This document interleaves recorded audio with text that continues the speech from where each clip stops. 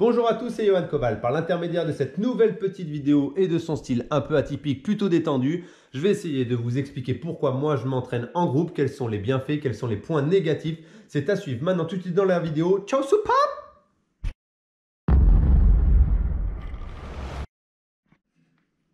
Le mieux pour vous expliquer pour moi ce qui est l'entraînement collectif, c'est de vous montrer une petite vidéo de mon entraînement avec les jeunes du groupe de Patrick Petitbreuil à Périgueux sur la piste mythique du stade Francis Rongiras.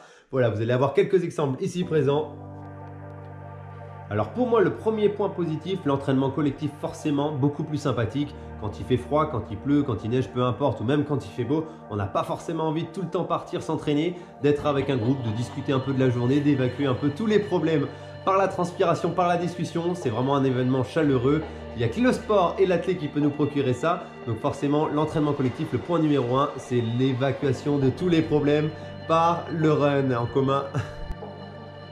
Le point numéro 2 pour moi, l'émulation de groupe. Que vous soyez un coureur amateur ou professionnel, si vous avez du monde devant vous, derrière vous, forcément ça va vous booster.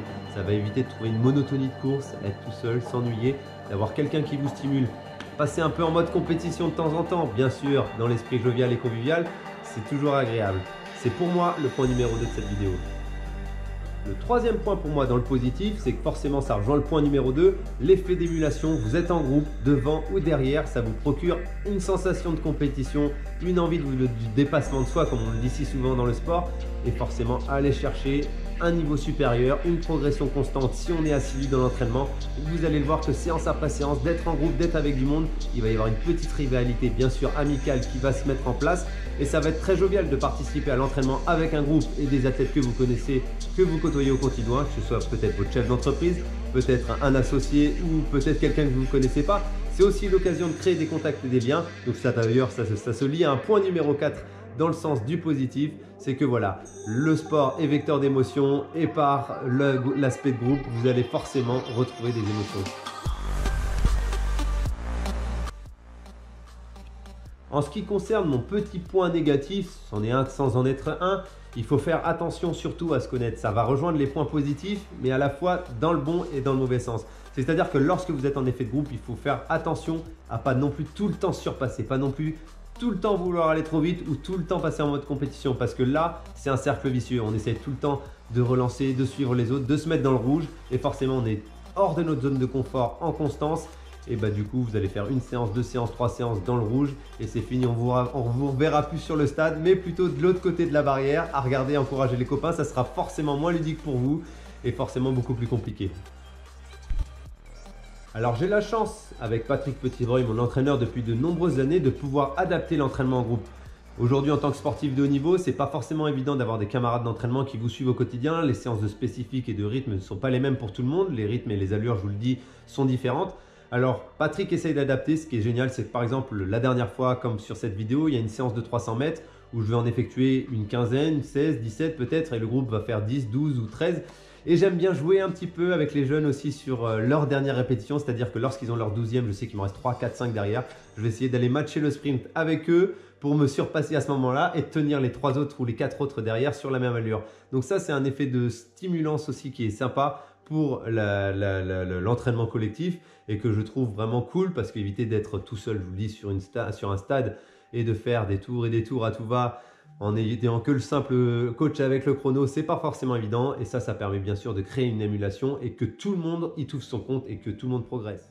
Donc des fois, c'est pas forcément la même séance pour tout le monde. Donc je vous l'ai dit, là par exemple sur des 300 ou des 400 ou des 500, il peut adapter le nombre de répétitions ou des fois, il peut carrément adapter la distance. C'est-à-dire que si je fais des 1000 mètres, le groupe fera des 800 mètres ou des 600 mètres ou 2 fois 500, enfin etc. etc. Essayez d'adapter au maximum pour que tout le monde trouve une allure qui lui convient, à la distance qui lui convient, au rythme qui lui convient, enfin ça revient même que l'allure, mais c'est du coup trouver la bonne alchimie, que tout le monde y trouve son compte et que quand je vous le dis, on arrive sur la dernière répétition, que tout le monde est un peu usé avant, on est forcément à armes égales et qu'il y ait un sportif de haut niveau ou pas dans le groupe, des fois je vous dis que le sprint final, il n'est pas tout le temps gagné pour moi et c'est loin d'être le cas.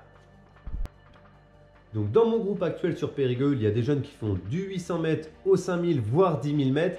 Je fais du 3000 mètres aussi, on pourrait se dire que c'est forcément incompatible pour l'entraînement en groupe. Pas du tout, je vous le dis. Des fois, je fais mes séances de steeple au couloir 1. Bien sûr, je prends le couloir 1 quand même. Et on arrive à greffer des jeunes sur le couloir 2 pour pouvoir être en collaboration sur cette séance.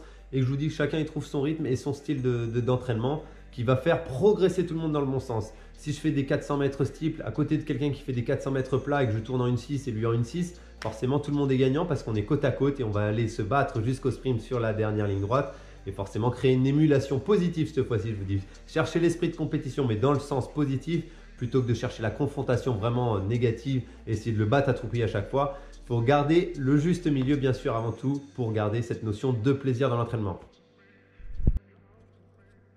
Depuis plus d'un an maintenant, j'ai une totale transparence sur mon programme d'entraînement et mon actualité sportive. Je mets de temps en temps d'ailleurs des publications avec ma semaine d'entraînement, tous mes footings, toutes mes séances, tous mes chronos y sont. D'ailleurs, vous pouvez retrouver dans le lien ici présent mon compte Strava avec toute mon actualité sportive du quotidien.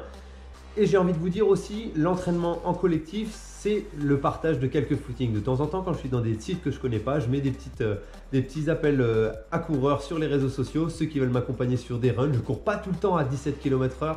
J'ai des footings cool, j'ai des footings lents. Et ça aussi, c'est l'esprit convivialité. Créer des liens, créer des contacts en faisant des footings, c'est sympa, c'est ludique et ça permet vraiment de partager de belles émotions. Et le sport, c'est avant tout fait pour ça. Je vous invite également, si cette vidéo vous plaît, à liker ma vidéo forcément, à la partager, à mettre un commentaire pour d'éventuelles suggestions pour des vidéos futures. Je suis ouvert à toute proposition. On est entre amis runners ou pas d'ailleurs, faites comme vous le souhaitez, c'est la bonne ambiance et n'hésitez pas à mettre vos messages.